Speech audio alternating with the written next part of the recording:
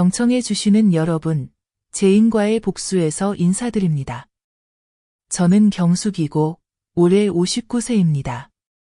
예전에는 인생을 충분히 살아서 더 이상 사람의 마음에 놀랄 일이 없다고 생각했었습니다. 그런데 아들에게 집을 사라고 3억 원을 건넨 후에야 깨달았습니다. 사람은 바보라서 돈을 잃는 게 아니라 믿어서 돈을 잃는다는 거요.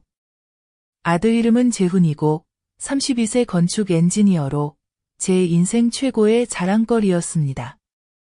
어릴 때부터 공부도 잘하고 착하고 대학을 졸업하고 서울에서 일하며 그곳에서 결혼도 했습니다. 저는 시골에서 혼자 살고 남편은 일찍 세상을 떴으며 집도 오래된 초가집의 슬레이트 지붕뿐이었습니다.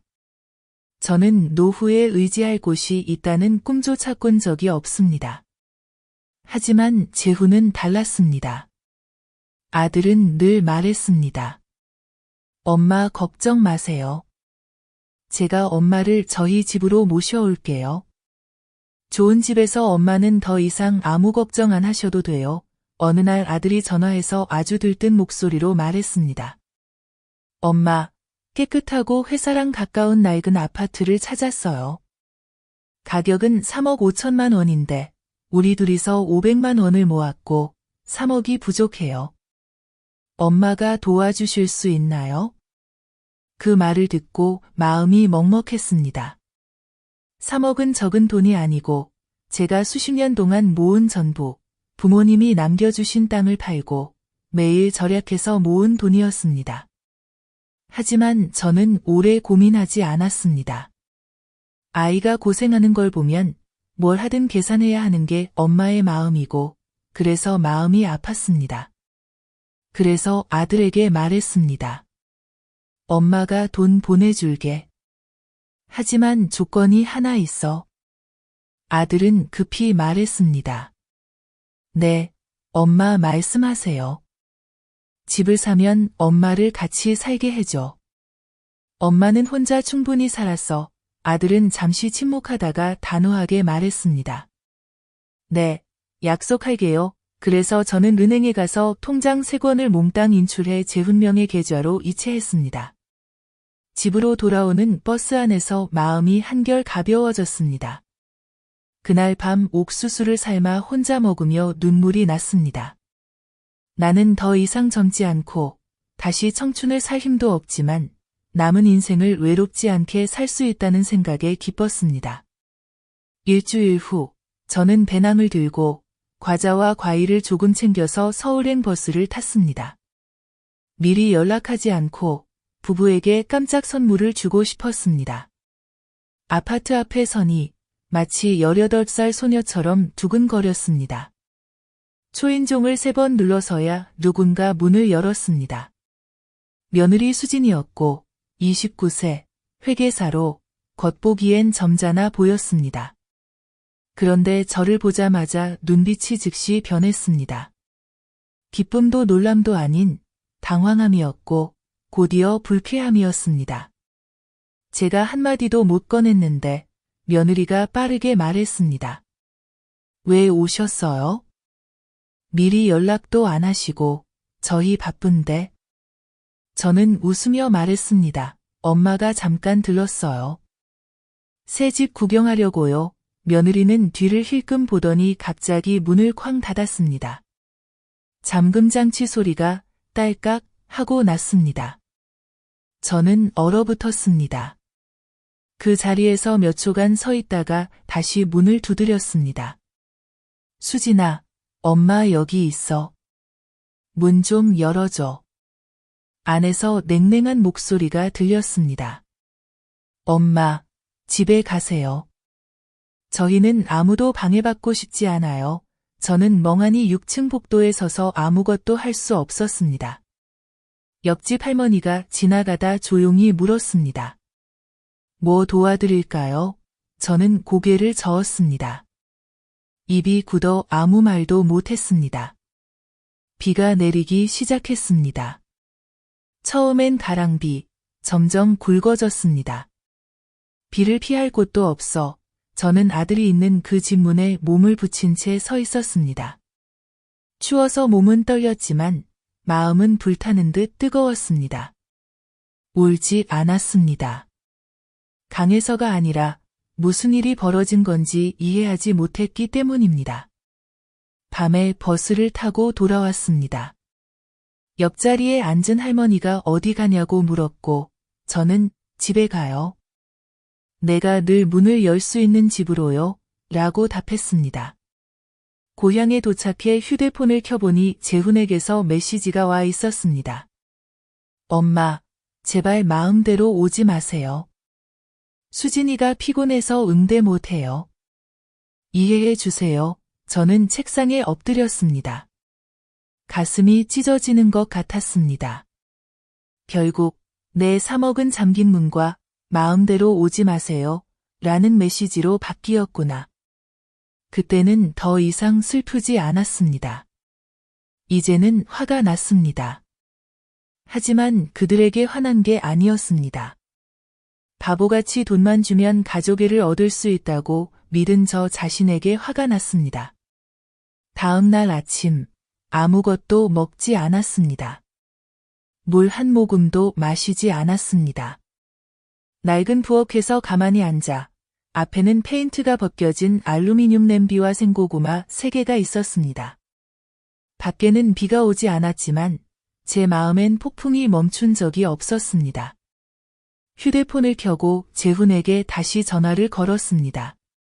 고객님께서 연결할 수 없습니다. 다시 걸어도 똑같은 기계음만 들렸습니다. 며느리 수진에게도 전화했지만 꺼져 있었고 문자에도 답이 없었습니다. 저는 핸드폰을 식탁에 내던졌습니다.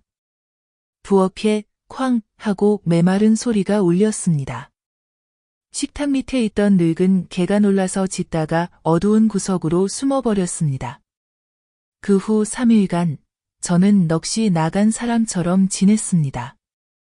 밥도 안 하고 청소도 안 하고 아무와도 말하지 않았습니다. 이웃 영자가 죽을 가지고 와서 제가 멍하게 앉아 있는 걸 보고 물었습니다. 경숙 씨, 무슨 일이에요? 저는 빨갛게 충혈된 눈으로 대답했습니다. 내 돈 다 줬는데 집에 찾아가니 며느리가 문을 잠그고 나를 쫓아냈어. 영자는 놀라더니 한마디 했습니다. 그럼 돈을 다시 찾아와요. 두고 봐요. 그 사람들이 다시는 무시 못할 거예요. 그 말이 따귀처럼 저를 깨웠습니다. 그날 밤 저는 잠을 자지 않고 대나무 침상에 앉아 등기부등본, 양도증서, 송금 내역을 하나하나 세어보았습니다. 이름 하나, 숫자 하나가 제 눈에 박히는 바늘처럼 가슴을 찔렀습니다. 스스로에게 물었습니다. 그 3억, 내가 몇 년을 고생해서 모은 건데 뭐 하려고? 다음날 새벽, 저는 삿갓을 쓰고 걸어서 버스 정류장에 갔고 첫 차를 타고 시청으로 향했습니다. 은행에 도착해 계좌를 정지해달라고 요청했습니다. 이유는 양도 임시 취소. 은행 직원이 나를 뚫어지게 바라보며 물었다. 정말 확실하세요? 다시 이체하면 수수료도 들고 절차도 복잡한데요. 나는 머뭇거림 없이 고개를 끄덕였다. 그 복잡한 절차를 제대로 하지 않아서 30억을 잃었어요. 이제는 반드시 할 겁니다. 나는 내부 민원 신청서를 제출하고 내 이름으로 된 적금 계좌로 돈을 다시 이체해달라고 요구했다. 나는 지역 변호사와 함께 법적 요청서를 작성하고 메시지 사본과 최초 은행 확인서를 첨부했다. 모든 절차를 깔끔하게 처리했다. 눈물 한 방울 흘리지 않았다. 일주일 후 돈은 성공적으로 다시 이체되었다. 나는 휴대폰을 열어 재훈에게 한 줄 메시지를 보냈다. 엄마가 돈 다 뺐어. 앞으로 어떻게 살지는 알아서 해. 10분 후 휴대폰이 울렸다. 재훈의 이름이 밝게 떴다. 나는 화면을 보고 끊었다. 다시 전화가 오자 또 끊었다. 5번째 전화에 나는 받았다. 저편에서는 울음소리가 들렸다. 엄마, 왜 이러세요? 우리 부부 이제 어떻게 해야 할지 모르겠어요. 시간 좀 주세요. 다시 생각해 볼게요. 제발 그러지 마세요. 엄마, 나는 냉정하게 물었다. 엄마가 집 밖에 서 있었는데 내 아내가 엄마를 구걸하는 사람처럼 내쫓았지. 뭘 다시 생각해? 사람 마음을 다시 생각해? 아니면 적금 통장을 다시 생각해? 그는 말이 없었다. 나는 이어 말했다. 엄마는 돈이 필요해서가 아니야. 너희가 알았으면 좋겠어.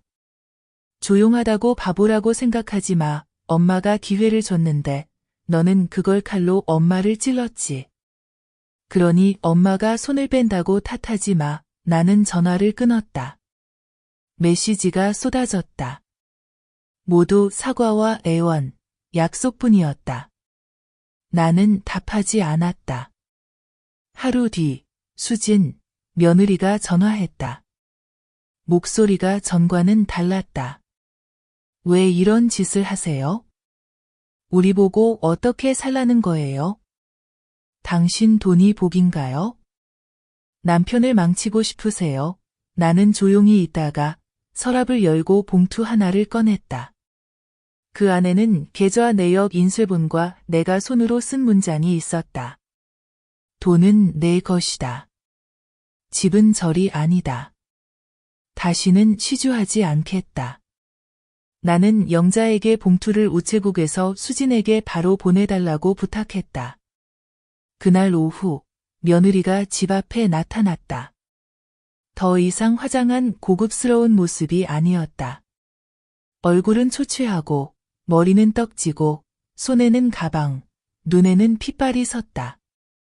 인사도 사과도 없이 직설적으로 말했다. 돈이 필요해요. 나는 마당에 서서 팔짱을 끼고 남처럼 그녀를 바라봤다. 내가 잃은 돈은 신뢰야. 그건 다시 살 수 없어. 그녀가 소리쳤다. 당신은 잔인한 사람이야. 준비할 시간도 안 주고 우리를 굶겨 죽이고 싶으세요. 나는 손을 들어 집 앞 작은 간판을 가리켰다. 가난해도 바보는 아니다. 수지는 가방을 바닥에 내던지고 소리쳤다. 두고 봐. 후회할 거야. 나는 짧게 답했다. 이미 후회했어. 하지만 너를 믿었던 걸 후회한 거야. 그 밤, 나는 몇 주 만에 오래도록 푹 잠들었다. 하지만 다음 날 아침, 온 동네가 떠들썩했다. 떡국을 파는 두 아주머니가 헐레벌떡 달려와 말했다. 경숙 씨, 아침에 이상한 사람이 집 앞 골목에서 기다리더라. 아마 며느리 같던데 문도 두드리고 소리치고 구경하는 사람들로 북적였어. 나는 놀라지 않았다. 나는 현관에 밥상을 차리고 차를 따라 놓고 마치 이미 알고 있던 일처럼 기다렸다. 곧 두 아주머니 말대로 택시가 집 앞에 멈췄다. 수진이 내렸다. 얼굴은 굽고 머리는 헝클어졌다. 나는 일어나지 않았다.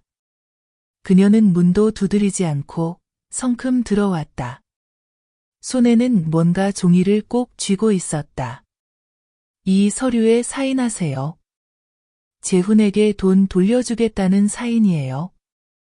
이렇게 하시면 안 돼요. 나는 그날 아침 처음으로 그녀를 올려다봤다. 아무것도 사인하지 않아. 너한테 한 번 속았으니 더 이상 바보 안 돼. 수지는 종이를 책상에 내리치며 말했다. 그럼 대체 뭘 원하세요? 당신이 뭐라고 우리를 이렇게 몰아붙여요? 당신 아들, 곧 은행에 집 뺏길 거예요. 아파트 계약금도 넣었는데 이체할 돈이 부족해서 계약금도 날리게 생겼어요. 이제 만족하세요. 나는 침착하게 차를 한 모금 마셨다. 만족해. 그 집은 내 집도 아니고 내가 들어가 본 적도 없는 집이니까. 그 말은 그녀의 얼굴에 따귀를 때린 듯 했다. 수지는 반걸음 뒤로 물러서며 두 손이 떨렸다. 당신 너무 독해요. 재훈은 당신 친아들이에요. 나는 그녀를 똑바로 바라봤다. 내 아들은 결혼했는데 나는 찾아갈 수 없고 새 집이 생겼는데 엄마는 문 밖에 서 있어야 해. 그런 자식은 내가 낳은 게 아니야. 그 사람이 누군지 이제는 인정하지 않아. 수지는 아무 말도 하지 않았다. 그저 휴대폰을 꺼내 전화를 걸었다.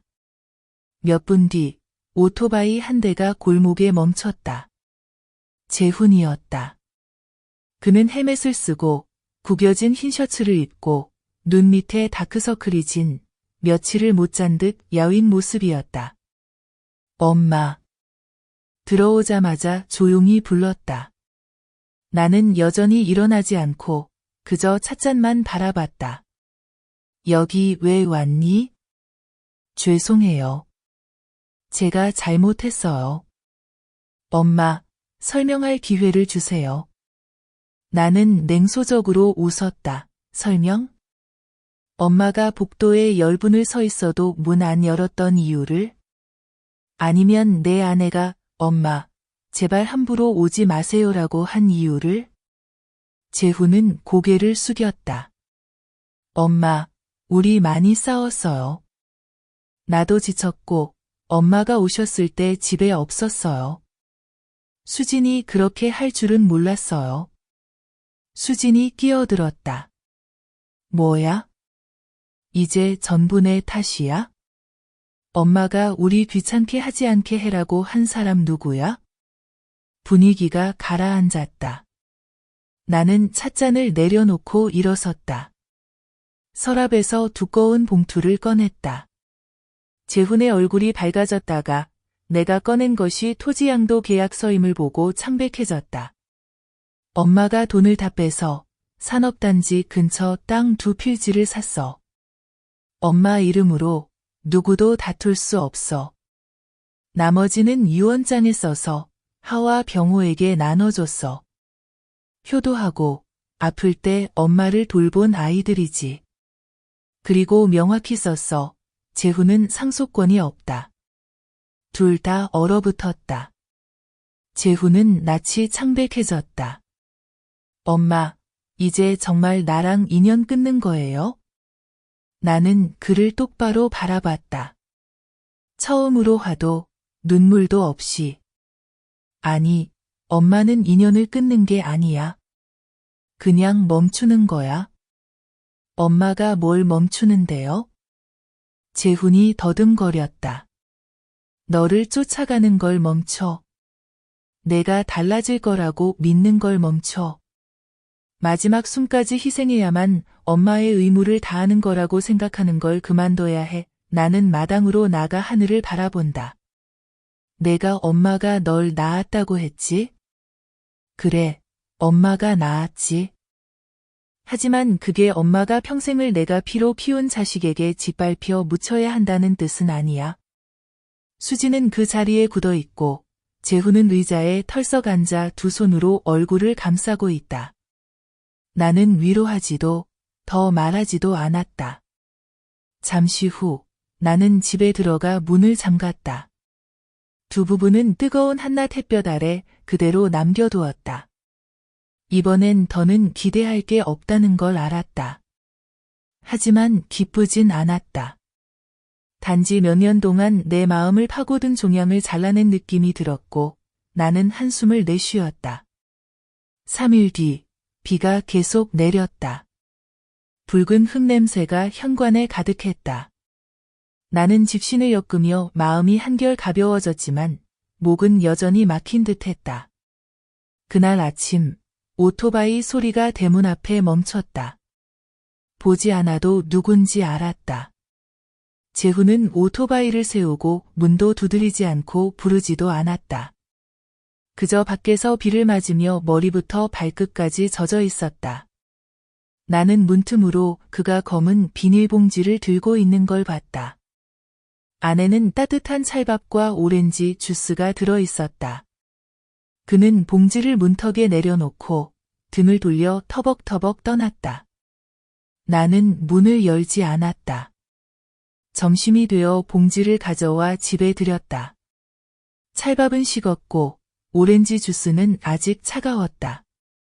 먹진 않았지만 나는 그것을 남겨두었다. 그 안에 늦었지만 후회의 마음이 담겨 있음을 느꼈다. 그날 밤 영자가 찾아와 작은 소리로 말했다. 재훈이가 절 아래 동네 하숙집으로 이사했더라. 도시로 돌아가지 않고 잠시 일을 쉬는 것 같아. 나는 대답하지 않았다. 일주일 후 그가 다시 왔다. 이번엔 문을 3번 두드리고 기다렸다. 나는 문을 살짝 열었다. 그는 나에게 씨앗 봉지를 건네며 말했다. 엄마가 채소 키우는 걸 좋아한다길래 시금치, 청경채, 모닝글로리 씨앗 좀 샀어요. 새 삽도 하숙집에 두었으니 이따가 가져다 드릴게요. 나는 받지 않고 한마디만 물었다. 지금 어디서 살아? 그는 고개를 숙였다. 미녀 할머니 하숙집, 맨 끝방, 한 달에 60만 원이에요. 나는 씨앗 봉지를 바라봤다. 그의 손은 갈라져 있었다. 더 이상 키보드에 익숙한 손이 아니었다. 앞으로 어떻게 살 거니? 나는 물었다. 근처에서 막노동 일자리 얻었어요. 하루에 200, 먹고는 살아요. 엄마한테 아무것도 안 바래요. 그저 엄마가 내가 바뀌려고 노력한다는 걸 알아줬으면 해요. 나는 고개를 끄덕이고 더는 아무 말도 하지 않았다. 문을 닫았다. 하지만 이번엔 잠그지 않았다. 다음 날 아침, 나는 마당에 나가 새로 뒤집힌 흙더미를 봤다. 새 삽이 바나나 나무 옆에 가지런히 세워져 있었다. 종이에 삐뚤빼뚤 적힌 글씨가 있었다. 아직 사람 구실은 못하지만 처음부터 다시 배우고 싶어요. 나는 그 자리에 오래 서 있었다. 그러다 문득 웃음이 나왔다. 저녁엔 밥을 한 그릇 더 지어 식탁에 내 자리 맞은편에 올려두었다. 그날 밤 그는 오지 않았다. 하지만 다음 날 아침 그는 다시 나타났다. 모종 2다발, 비료 1봉지, 그리고 더 이상 피하지 않는 눈빛을 가지고. 나는 먼저 말을 걸지 않았다. 하지만 신맛 나는 국을 2사람 몫으로 끓였다. 국을 한 그릇 더 떠서 맞은편 의자에 놓았다. 재훈은 눈이 빨개진 채 국을 바라봤다. 아무도 아무 말도 하지 않았다. 몇 년 만에 처음으로 누군가와 함께 시골밥을 씹는 느낌이었다. 돈 때문도 의무 때문도 아니었다. 오직 참회 때문이었다. 며칠 후 그는 땅을 파고 비료를 묻고 우물에서 물을 길어오는 일에 익숙해졌다. 밤엔 하숙집에서 자고 아침엔 새로 뽑은 채소를 나에게 가져왔다. 이웃들이 수근거렸다. 경숙 씨가 아들 용서했나 봐? 나는 대답하지 않았다. 그저 웃으며 말했다. 이젠 내 아들이 돈 달라고 하지 않아. 일할 줄 아는 것만으로도 기쁘지. 어느 날 오후 나는 장에 가서 이것저것 사다가 혜진과 병호의 딸, 내 손녀를 약국 앞에서 만났다. 나는 그녀를 불러 안부를 물었다. 그녀는 개인 병원에서 일자리를 얻었다고 자랑했다. 나는 그녀를 바라봤다. 눈빛은 영리하고 몸은 마르고 건강해 보였다. 그날 밤 집에 돌아와 유언장을 꺼냈다. 밤새 떨리는 손으로 펜을 들고 재훈의 이름을 재산 목록에서 지웠다. 그리고 다시 썼다. 이 아이가 인생을 다시 시작할 수 있다면 엄마가 또 고칠 것이다. 하지만 지금은 혜진에게 맡긴다. 나는 내가 아들을 시험하고 있다는 걸 알았다. 피 때문인지 마음 때문인지 보려는 것이다. 며칠 후 나는 아픈 척 대나무 침대에 누워 창백한 얼굴로 아무 말도 하지 않았다. 재훈은 놀라서 나를 집으로 옮기고 생강차를 타주고 수건으로 이마를 닦아주고 의사까지 불렀다. 의사가 탈수로 인한 피로라고 하자 그는 한숨을 쉬었다. 현관에 나와 문턱에 앉았다. 나는 물었다. 엄마가 지금 죽으면 후회할 거니? 그는 고개를 끄덕이고 얼굴을 들지 않았다. 유언장 못 고쳐서 그래? 나는 직설적으로 물었다. 그는 고개를 저으며 천천히 말했다. 아직 엄마를 하루도 다시 부양하지 못해서요. 나는 돌아서서 그가 내 눈물을 보지 못하게 했다. 그리고 그날 밤 유언장을 서랍에 다시 넣었다. 아직 고치지 않았다. 하지만 언젠가 고칠 거라는 걸 알았다. 그날 이후 나는 재훈을 더 이상 입만 살아서 잘 약속하는 아들이라고 생각하지 않았다. 그는 더 이상 달콤한 말을 하지 않는다. 대신 행동으로 보여준다. 아침엔 물을 길어오고 점심엔 함께 콩을 심고 저녁엔 채소를 시장에 내다 판다. 틈날 때면 울타리를 고치고 부엌 지붕을 덮고 닭장 문짝을 용접한다. 수년간 고치지 않은 집이 이제는 새 집처럼 깨끗해졌다. 어느 날 마당을 쓸다가 나는 물었다. 도시에 다시 갈 생각 있니? 그는 가볍게 웃으며 고개를 저었다. 여기엔 하늘도 땅도 엄마도 있으니 충분해요. 나는 대답하지 않았지만 가슴이 뭉클했다. 영자가 그 말을 듣고 동네방네 자랑했다. 경숙 씨 아들 재훈, 이제 사람 됐네. 엄마에게 감사할 줄 알고 바르게 살고 이제 더는 건방지지 않아. 사람들은 그를 다르게 보기 시작했다. 불효자라는 말도 더는 붙지 않았다. 이제 재훈은 경숙 씨 아들, 막노동꾼이지만 모두 고개를 끄덕였다. 경숙 씨 참 대단해. 아들을 다시 단련시켰네. 그러다 어느 날 나는 근처 초등학교에서 학부모회의 초대장을 받았다. 이상했다. 나에게 학교 다니는 자식이나 손자가 없는데? 가보니 정고 눈이 크며 매우 예의 바른 선생님을 만났다. 그녀가 나를 반갑게 맞았다. 안녕하세요. 저는 은희입니다. 아라의 담임입니다. 아라가 어제 외할머니가 자기의 유일한 가족이라고 말했다고 해서 제가 외할머니를 초대했습니다. 저는 어리둥절해서 물었습니다. 아라가 누구죠? 은희가 이야기했습니다. 아라는 2달 전 마을절에 버려진 아이예요. 영리하고 착하고 공부도 잘하지만 아무도 받아주지 않았어요. 수업 시간에 외할머니 경숙에 대한 이야기를 자주 했는데 아라가 듣다가 스스로 외할머니라고 부르게 됐어요. 저는 멍하니 서 있었습니다. 선생님은 아라가 쓴 글을 꺼냈습니다. 외할머니는 아직 만난 적 없지만 옛날 이야기 속 외할머니처럼 나를 많이 사랑해 줄 거라고 믿어요. 저는 손이 떨렸습니다. 은희가 이어 말했습니다. 이렇게 말씀드리는 게 갑작스럽긴 하지만 외할머니께서 마음이 있으시다면 절에 오셔서 아라를 한 번만 만나주세요. 저는 집에 돌아와 밤새 뒤척였습니다. 다음 날 아침, 재훈과 함께 절에 갔습니다. 아라가 달려와 마치 전생부터 알고 지낸 것처럼 제 다리를 껴안았습니다. 외할머니. 정말 오셨네요. 저는 반응할 틈도 없이 아라가 제 손을 잡아 방으로 끌었습니다. 외할머니, 이 그림 봐요. 우리 집이에요. 그림에는 작은 집과 3사람이 있었습니다. 백발의 할머니, 키 큰 남자, 단발머리 소녀. 저는 웃음이 터졌습니다.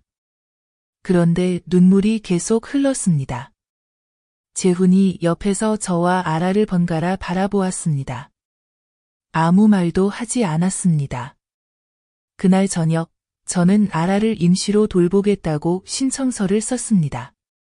은희가 서류를 도와주고 관공서에 연락했습니다.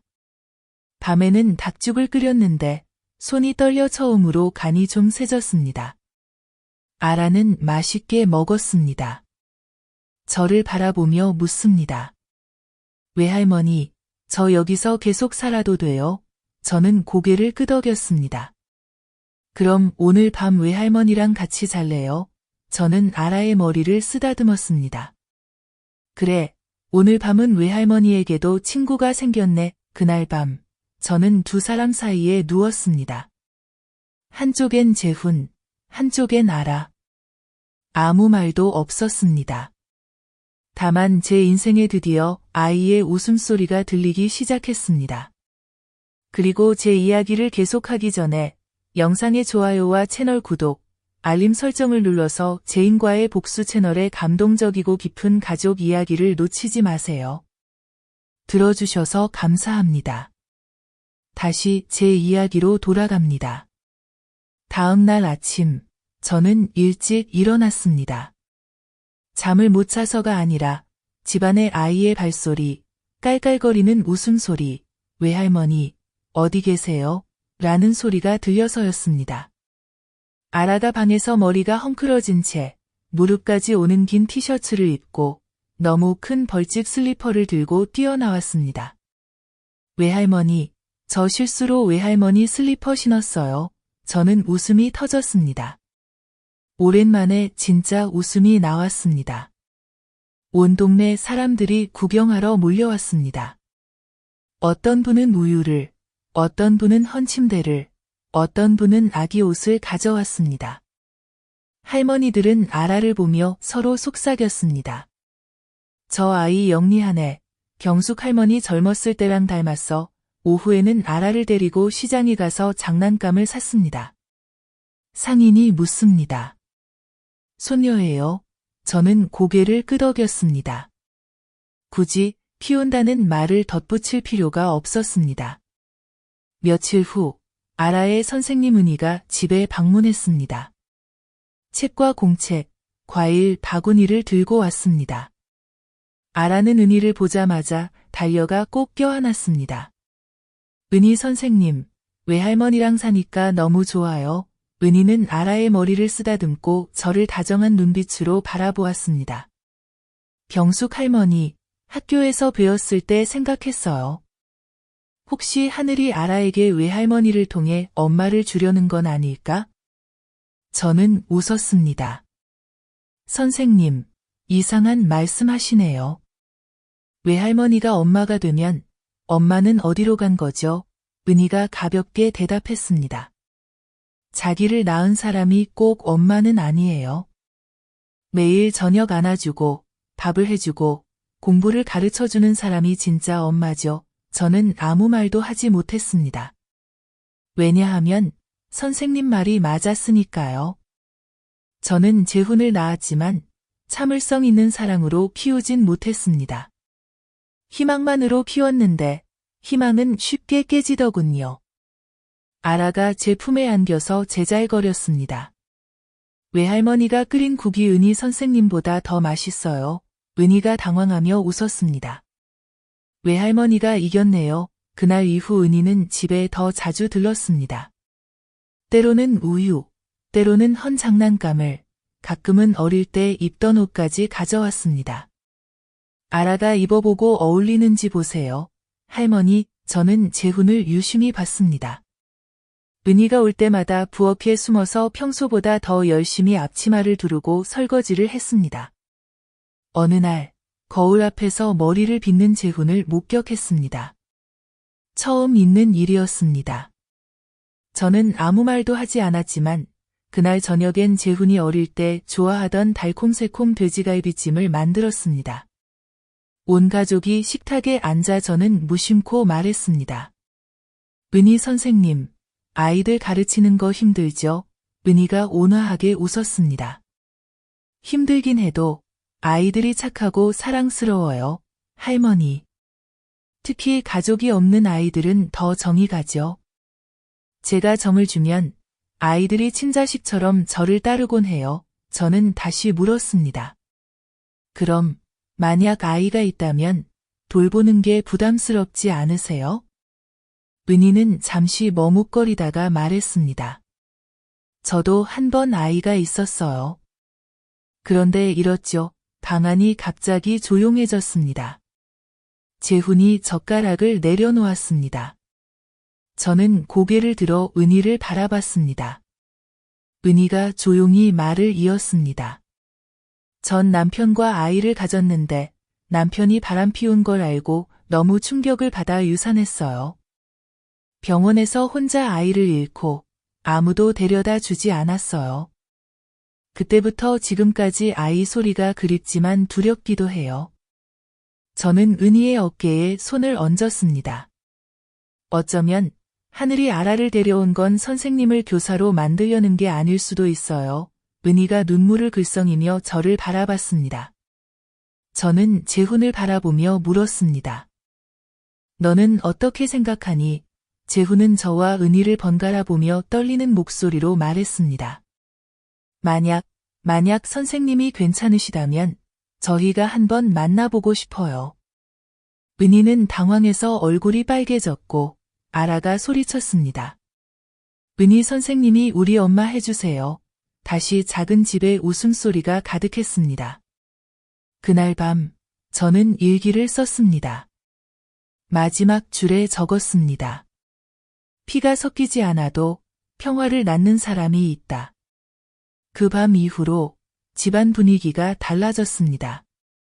재훈은 더 일찍 일어나고 마당을 더 깨끗이 쓸고 매일 아침 면도도 깔끔하게 했습니다. 은희는 이틀에 한 번씩 들러서 간식이나 작은 꽃다발, 육아책을 가져왔습니다. 아라는 은희만 보면 종달새처럼 제잘거리고 허리를 꼭 껴안으며 은희 엄마 라고 불렀습니다. 저는 많은 말을 하지 않았습니다. 그저 지켜보았습니다. 가끔 저는 조용히 은희가 부엌에서 요리하는 모습을 바라봤습니다. 아라가 뛰어다닐 때 끓는 냄비를 피하는 그녀의 몸짓, 재훈이 당근을 썰 때 그를 바라보는 그녀의 눈빛. 모든 것이 과장되지 않고 진실했습니다. 그리고 따뜻했습니다. 정말 따뜻했습니다. 제가 예전에 동네의 친구에게 한 번 말한 적이 있어요. 나는 똑똑한 며느리가 필요하지 않아. 내 아들을 웃게 해주고 아프지 않게 해주면 그걸로 충분하다, 고요. 그날 밤 밥상을 치운 후에 두 아이를 마루로 불러내어 계단에 앉혔어요. 나는 말했다. 엄마가 진짜로 묻는다. 너희 둘 서로 어떻게 할 생각이냐? 재훈이 머리를 극적이며 아직 대답하지 못했는데 은희가 조심스럽게 말했다. 네, 저희는 서로 알아가는 중이에요. 하지만 만약 엄마가 허락해 주신다면 여기서 오래 머물고 싶어요. 나는 재훈을 바라보며 물었다. 너는? 이번에는 확실하냐? 그는 나를 바라보며 단호하게 말했다. 더 이상 약속하지 않겠어요. 하지만 다르게 살 자신은 있어요. 나는 두 아이를 바라보며 말했다. 너희는 이제 다 컸으니 엄마는 막지 않는다. 하지만 은희야, 내가 내 며느리가 된다면 아라를 진짜 내 딸로 받아줬으면 좋겠다. 말로만이 아니라 서류상으로도. 은희는 망설임 없이 고개를 끄덕였다. 이미 서류 준비해놨어요, 엄마. 아라는 그때 마당에서 고양이와 놀다가 자기 이름이 들리자 은희에게 달려와 다리를 안고 올려다보며 말했다. 정말이야, 엄마? 이제 진짜 엄마가 생긴 거야? 은희는 몸을 굽혀 아라를 안으며 속삭였다. 내 진짜 엄마야. 나는 고개를 돌렸다. 슬퍼서가 아니라 곧 떨어질 눈물을 감추고 싶어서였다. 한 달 후 모든 서류가 완성되었고 아라는 공식적으로 재훈과 은희의 입양딸이 되었다. 그들은 작은 식사를 준비했고 몇몇 이웃과 집 앞에 분필로 휘갈겨 쓴 나무판 하나를 걸었다. 새 가족의 첫날. 그날 재훈은 흰 셔츠를 입고 은희는 에메랄드빛 아오자이를, 아라는 분홍색 원피스에 양갈래로 머리를 닦고 뛰어다니며 외쳤다. 오늘은 우리 집 생일이야. 나는 마당 한가운데 앉아 차를 들고 그 모습을 바라보며 마음이 8월의 연못처럼 고요했다. 하지만 아무도 예상하지 못했다. 폭풍은 아직 끝나지 않았다는 것을. 다음 날 저녁, 내가 마당에서 난초 화분을 정리하고 있을 때 차 소리가 들렸다. 나는 돌아보았다. 미라였다. 전 며느리. 내가 돈을 보태 산 집에서 나를 내쫓았던 그 아이. 그녀는 몹시 말라 있었고 눈은 움푹 들어갔으며 먼지 묻은 외투를 입고 있었다. 손에는 낡은 천 가방 하나와 3살쯤 되어 보이는 여자아이가 있었다. 나는 눈을 가늘게 떴다. 미라는 나를 보지 않았다. 그저 고개를 숙이고 조용히 말했다. 여기 와서 죄송해요. 더 이상 갈 곳이 없어요. 나는 침묵하며 지켜보았다. 아이는 미라의 다리 뒤에 숨었고 얼굴은 때가 묻었지만 크고 둥근 눈은 재훈을 쏙 빼닮았다. 그 아이는? 내가 묻자 미라는 대답하지 않고 가방에서 종이 한 장을 꺼냈다. DNA 검사 결과지. 결과 99.99%.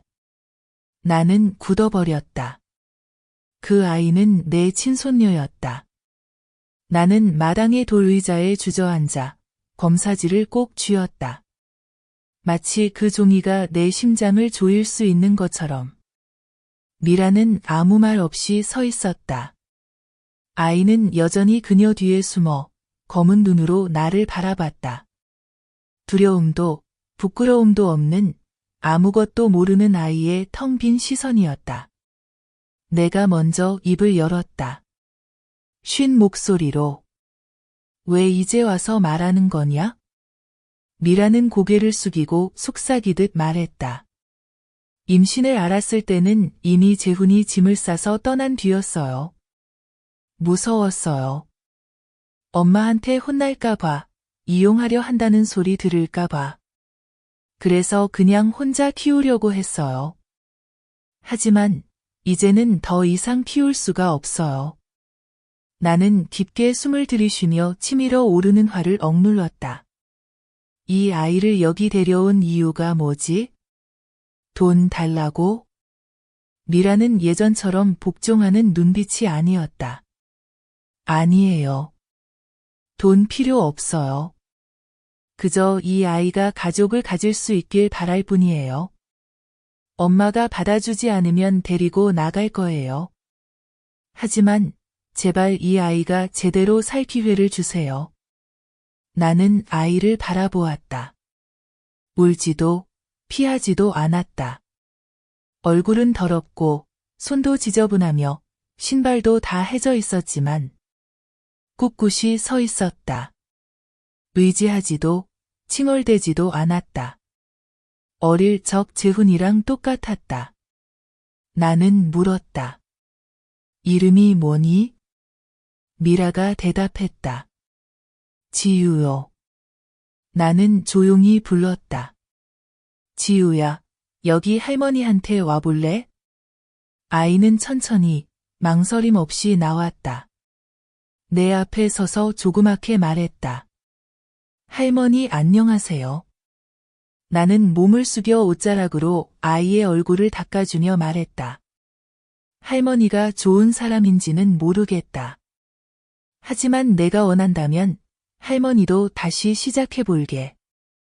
미라는 눈물을 글썽이며 내 앞에 무릎을 꿇고 엎드렸다. 엄마, 죄송해요. 제가 잘못했어요. 정말 못된 짓 했어요. 하지만 내 아이가 내 죄 때문에 벌 받는 건 싫어요. 나는 미라와 아이를 번갈아 보고 고개를 들어 크게 외쳤다. 재훈아, 나와 봐라. 안쪽 문이 열리고 재훈과 은희가 뛰어나왔다. 미라를 본 두 사람은 얼어붙었다. 재훈이 속삭였다. 여기 왜 왔어? 나는 검사지를 들어 보였다. 이거, 내 거다. 은희가 받아서 잠깐 보고 고개를 들었다. 당신 아이야? 미라가 고개를 끄덕였다. 거짓말 안 해요. 재훈이 아이 맞아요.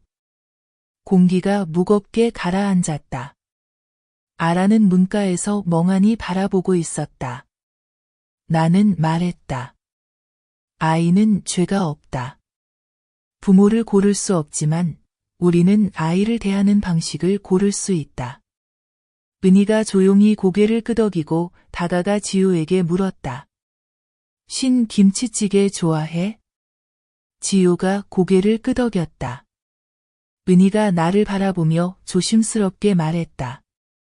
엄마, 오늘 저녁에 김치찌개 끓여도 돼요? 나는 일어섰다. 그럼, 하지만 오늘은 두 냄비 끓여야겠다. 이제 우리 집 식구가 늘었으니까.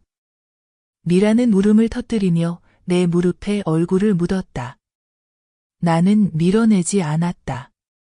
재훈은 여전히 서 있었다. 나는 그를 바라보며 물었다. 어떻게 할 생각이냐? 그는 떨리는 목소리로 대답했다. 모르겠어요, 엄마. 정말 모르겠어요. 나는 말을 끊었다. 그럼 엄마가 대신 알면 되지. 나는 은희를 바라보며 말했다. 내가 받아들일 수 없다면 엄마는 강요하지 않는다. 하지만 계속 함께 가고 싶다면 엄마가 내 곁을 지켜줄게. 은희는 재훈의 손을 잡았다. 오빠는 선택하지 않아도 돼. 나는 한 번 넘어졌던 사람과 결혼한 거야. 과거는 탓하지 않아. 지금 제대로 살아주면 돼. 나는 안도의 한숨을 내쉬고 미라를 바라보며 부드럽게 물었다. 이제 어디로 갈 거니? 미라는 눈물을 닦으며 말했다. 갈 데가 없어요. 나는 간단히 말했다. 여기 있어. 밭을 도와주고 지유 돌봐. 월급은 없지만 밥도 있고 지붕도 있다. 한 번의 실수가 다시 시작할 수 없다는 뜻은 아니야. 미라는 또 울음을 터뜨렸다. 이번에는 서러움이 아니라 용서받았기 때문이었다. 그날 밤 우리 집에는 노란 전등 아래 세 아이가 함께 밥을 먹었다. 한 할머니, 두 여자, 한 남자. 이제 더 이상 남이 아니었다. 그리고 처음으로 나는 생각했다. 집에 식구가 많은 것도 나쁘지 않구나. 다음 날 아침 나는 평소보다 더 일찍 일어났다. 집안에는 더 이상 예전처럼 조용함이 남아있지 않고 대신 슬리퍼 소리, 숟가락이 그릇에 부딪히는 소리, 아이들이 웃고 노는 소리가 가득하다. 미라는 새벽부터 일어나 지우를 위해 죽을 끓이고 은희는 아라의 머리를 빗겨 양쪽에 작은 리본 2개를 묶어준다. 재훈은 우물에 가서 물을 길어오는데 소매를 걷어붙이고 얼굴에는 아직 닦지 못한 흙 자국이 묻어있다. 나는 마당에 서서 빗자루를 들고 그 모든 광경을 바라보며 마음이 평온해진다. 내 집이 이렇게 진정한 의미의 가정처럼 느껴진 적은 처음이다. 아침 식사 후 나는 미라를 뒤뜰로 불러 풀숲이 우거진 땅을 가리키며 말했다. 여기서 살고 싶으면 이 밖에 작은 오두막을 지어라. 쫓아내려는 게 아니라 스스로 서보라는 의미다. 모두가 오두막에서 다시 시작해야 한다.